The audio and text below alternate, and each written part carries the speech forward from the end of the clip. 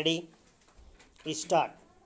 महोदय, ग्रामीण मजदूरों की शिक्षा नीति निर्माता, कार्यान्वयनकर्ता तथा ग्रामीण मजदूर संगठनों के मध्य को समानता के सिद्धांत पर आधारित होना चाहिए।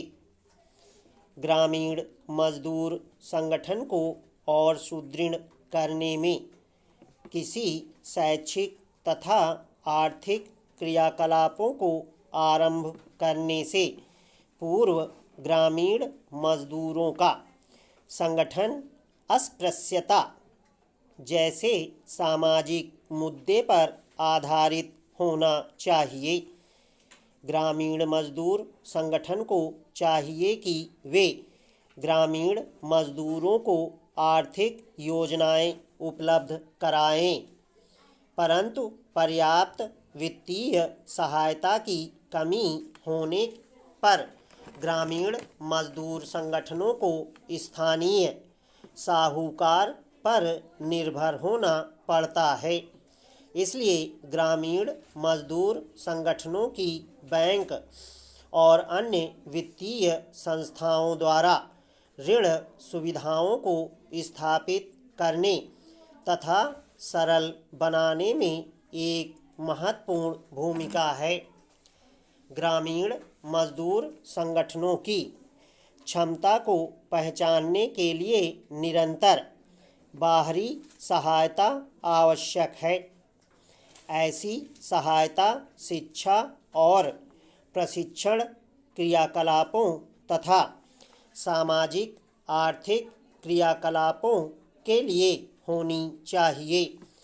मजदूरों को ज्ञान और कौशल प्रदान करने में वीडियो के अलावा लोकगीत, नुक्कड़ नाटक, कठपुतली के खेल जैसे सांस्कृतिक कार्यक्रम उपयोगी सिद्ध हो सकते हैं।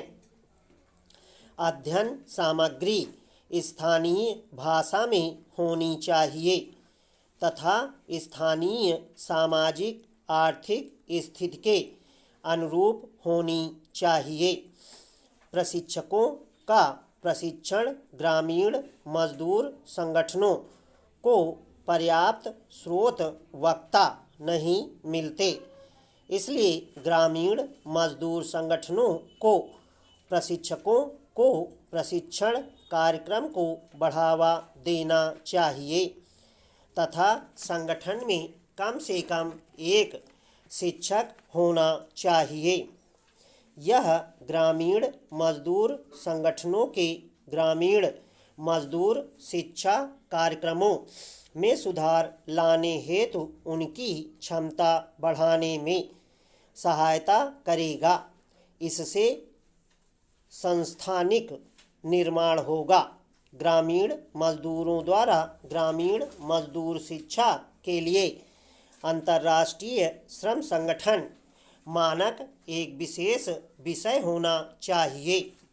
अपेक्षानुसार कार्य करने के लिए ग्रामीण मजदूर संगठनों को कम से कम 10 से 15 वर्ष तक बाहरी संसाधनों की आवश्यकता हो सकती है।